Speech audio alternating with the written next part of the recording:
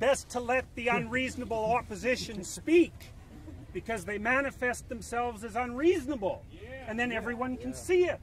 And so that's part of the reason that you want free speech, right? Is you want people... Oh shit. I think we're better. Well, at least they're at the back of the crowd this time. Yeah. Come on, let's sort of insulate Dr. Peterson. Good idea. Security's not helping. No, and security can't help, you know, because no matter what... This is not their job. Well, and no matter what they do, they're wrong. Right. If they let things go on, then they're wrong. And if they intervene and they cause trouble for any students, no matter who the students are or what they're doing, they're wrong then too. So... No, guys, don't shout the guys, don't get in fight. It's okay, listen. He's just about hoarse. That's true. He's going to take care of himself soon enough. All right, so I can tell you a little bit about why I was opposed to Bill C-16. And there's a variety of reasons. I think the most important one is that it's the first piece of Canadian legislation that's ever been put forward that actually requires people to use a particular set of words. Now, there is other legislation that does govern to some degree what you can't say. So, for example, you can't incite a crime, and that's perfectly logical. It's a reasonable restriction on free speech. But we've never had a piece of legislation ever that would require you to use a certain kind of vocabulary. And regardless of what that vocabulary is, and the fact that it happens to be about transgendered terminology, hypothetically, is almost beside the point, as far as I'm concerned. You know, this all focused on this particular issue, and it had to focus on some issue. But this isn't the issue that's at the bottom of it. It's just that complex things manifest themselves in very particular locations, and this just happens to be the location that this is manifesting itself in. Now, the other thing that I really didn't like and still don't like about Bill C-16 is the surrounding policies that are basically part of what it's embedded in, that were produced by the Ontario Human Rights Commission, which I think is an appallingly dangerous organization, not least because they're terribly muddy thinkers.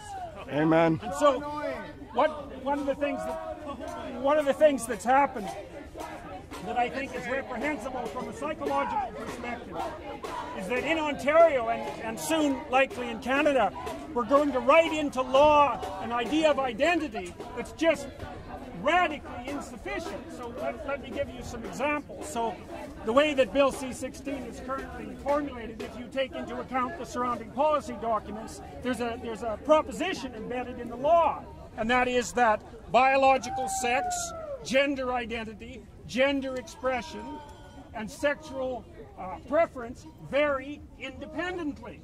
And the fact of the matter is that's not true. And you can demonstrate it very straightforwardly. The first thing you observe is that virtually everyone whose biological sex is either male or female has a gender identity of male or female.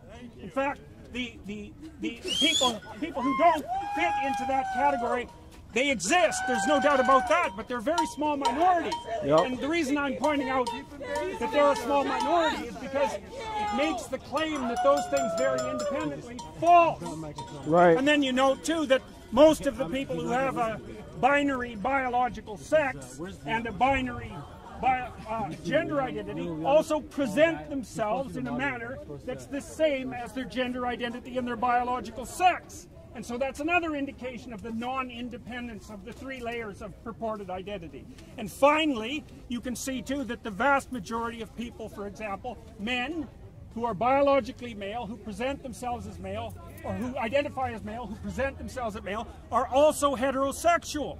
95% of them, perhaps 98% of them, depends on the statistics. I just had a question. I believe it was explicitly stated to you that you should be staying off of those topics. We kind of want to hear your views on free speech, but we don't want to hear your views on gender identity and stuff. I thought it was made clear. Those are... We're no longer in that event now. Yeah. At the same time, I'd appreciate it if you just stayed on topic. I think he is on topic. I think he is. I think you So, anyways, the reason that I think that this is a problem is because it's written into the law. And the law isn't the place where you debate those sorts of things. You don't instantiate a particular philosophy into the law, especially one that's predicated on what I would say, it's absolutely incoherent. And not only that, like, even if you're thinking about it from the perspective of someone, say, who's homosexual, one of the arguments that people who are gay very frequently use is that there's actually a biological underpinning to their homosexuality. Right. But we're going to dispense with that? Well, what happens if we dispense with that? Right. What happens if we dispense with the idea that there's a biological underpinning to homosexuality? Outrage. Does that mean that it can just be changed? And what are people going to do with that piece of information except try to change it? Right. The people who've been fighting for homosexual rights for the last 30 years very frequently made the case that the reason that the rights were necessary was because there was a reality to the condition. Well, I'm not arguing for that or against it. What I'm saying is that the law, the way it's currently constituted, makes arguments like that completely invalid. It does the same thing with transsexuality, which we don't know enough about to determine, say, its manner of causal origin. Now, it looks to me like I think it's premature to exclude a biological component, especially because of what we know about how gender identity and biological sex are instantiated in utero. So we know, for example, that the standard human fetus has a female morphology. It doesn't matter whether it's XX or XY from a chromosomal perspective. And then it's transformed into a male morphology with testosterone. Yeah. Right, so...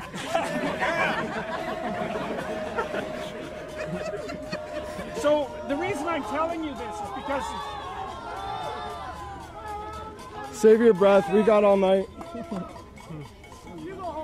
The reason that I'm telling you this is because...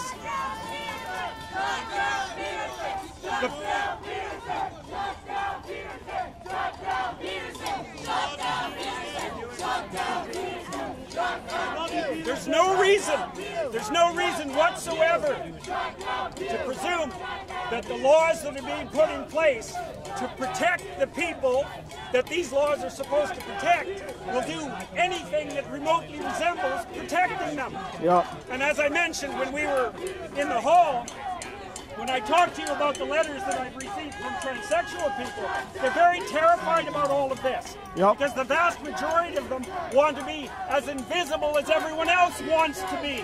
Right. And all this does is draw negative attention to them.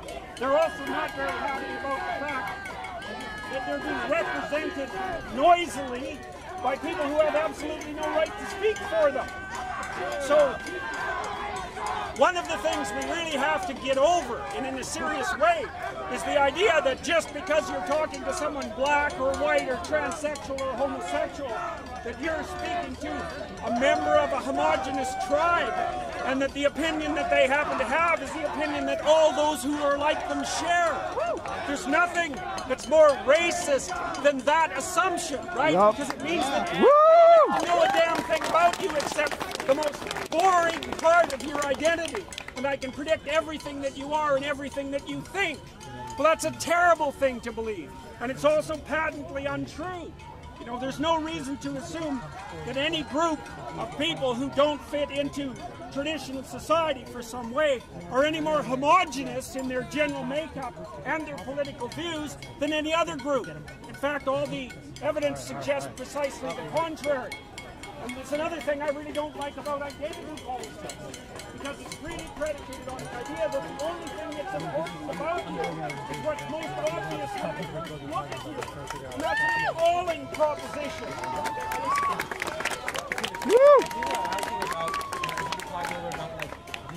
If only you could hear what he was saying. Academia about, censoring these topics and about why it's important to be able to have this discussion. You see right now, people are trying to shut down the discussion. So Well, I can tell you a little bit about why these attempts to shut people down are being made, because you need to know this. So, as far as I've been able to determine, this kind of protest is an expression of a philosophy that's grounded partly in postmodernism and partly in Marxism. Now, the postmodern element is basically this. There's no such thing as genuine individual identity. What there is group identity. And you, like it or not, only have the interests of your group. And the whole world is nothing but a battleground between groups of different interests. There's no dialogue. There's no possibility of talking between the groups. It's just a power stage where combat has to take place. And so the reason that speakers with whom the radical postmodernists and the Marxists don't agree are denied a platform is because those people do not believe from a philosophical position that dialogue can bring consensus. And all that's left if you forego that particular principle is this. And this is only where it starts. You know, the fact is that you're all pretty damn civilized. And thank God for that. Because if there were enough fools in the crowd, especially those who are intent on violence, this would turn out very differently. Right. And we do not want to go down that pathway. It's a big mistake. We've been down that pathway many, many times. I would certainly not conform to a consensus that was against my belief merely because it was a consensus. Often the group is wrong. The question was, if there was a consensus against my beliefs, would I forego them? And the answer to that would be, well, first, it would depend on what my conscience said. What are we going to do? Assume that the consensus is correct? The Nazis had a consensus, right? The individual has a conscience, and you have to know when the group has made a mistake and has become nothing but a madly chanting mob. In which case, what you should do is detach yourself from the madly chanting mob and act like you've got a spy. Hey, Jordan. Yes. You've talked a lot in your personality class about confronting your shadow, integrating your shadow. Do you find that people who care less about what other people think and care more about their conscience have integrated their shadow maybe more than people who care more about silencing others?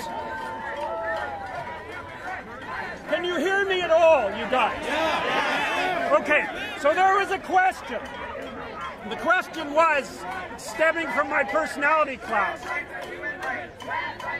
do I think that people who are willing to abide by their conscience are those who've integrated their shadow?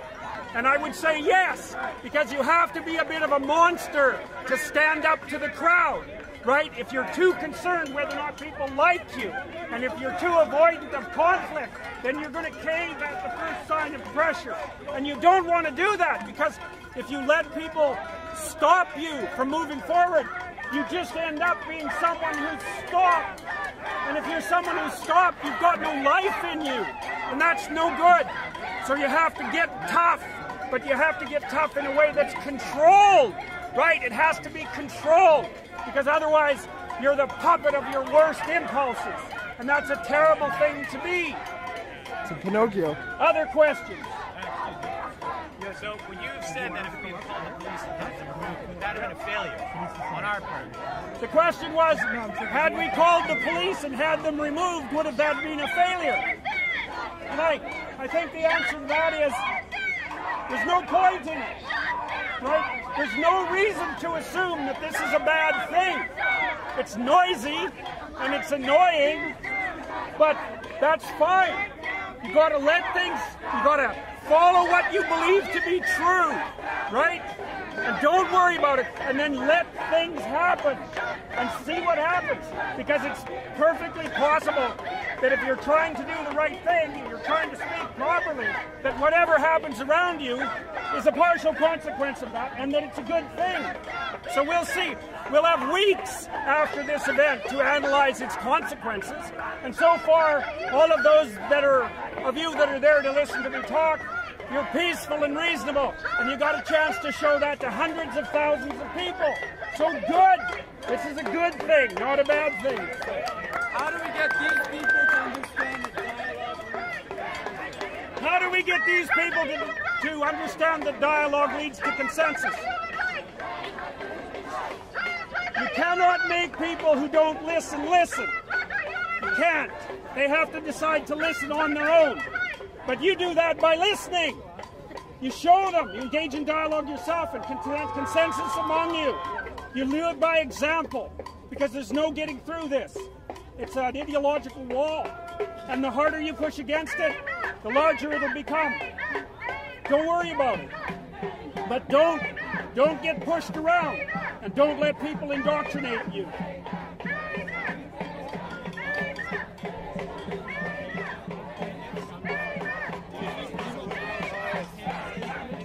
Sorry, I can't. Do you think there's a liberal bias on campuses in Canada? And if so, do you think that there's clearly a liberal left bias on campuses. I mean, the documentation is very clear. If you go online and watch Jonathan Haidt's videos, okay, he explains it. Partly the reason for that is that people who are higher in openness, a trait, are more likely to go to university and into academia. So there is some trait reasons, but over the last 30 years it's become overwhelmingly left-wing.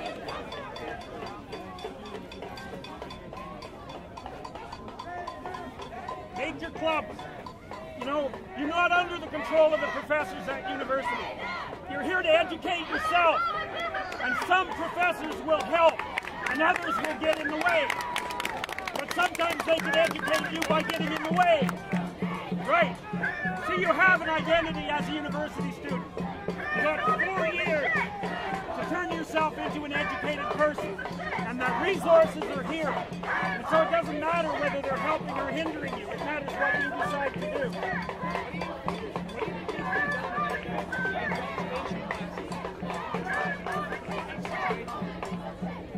What do I think should be done about them? how do you think The question is, what to do about the classes of indoctrination that teach this sort of thing? And the answer is, don't enroll in them. Don't enroll in them. It's already falling apart. You know that 80% of humanities papers have 0 citations. No one reads them. And so we also have no idea how widespread this sort of thing is, but my suspicions are that it's maybe 2 or 3% of the population. Very tiny minority, but very well organized and very noisy. And so the other thing you have to do is if you stand for reason and you want education, is organize yourselves that way and tell the administration, right? So now say what you have to say. And in classes where people push doctrines on you, get your damn arguments together and push back. You know, but you have to be more articulate and more well-read and better educated than the people against whom you're pushing. But that's your job at the university, is to become articulate. And there's nothing more powerful than someone who is articulate. No one ever says that at the university. It's true. You go in the libraries and read great people. Write so that you learn how to think, and talk so that you learn how to speak. It'll make you unbelievably powerful. And that's what university is for. I can't understand why you're not told that. Nothing more powerful than articulate speech. Nothing. You're proof of it.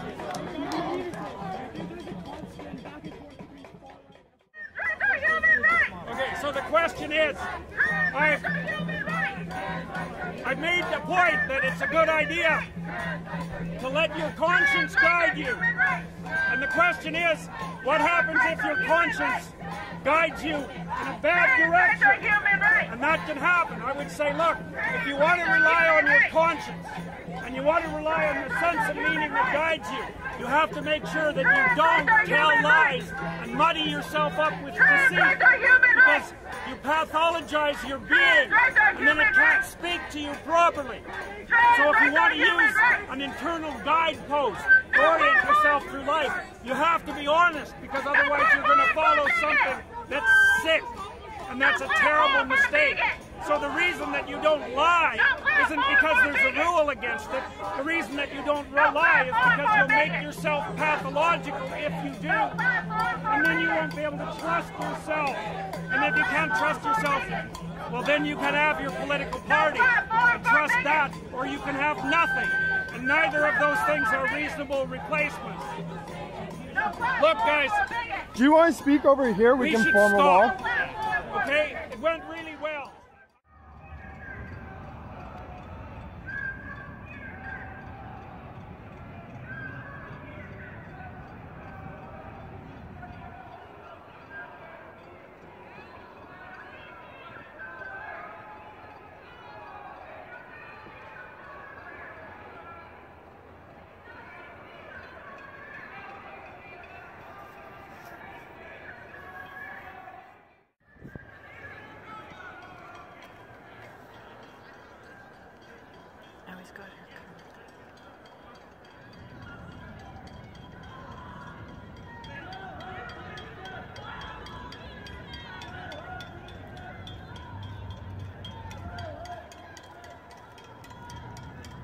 Mrs. Peterson? Yep.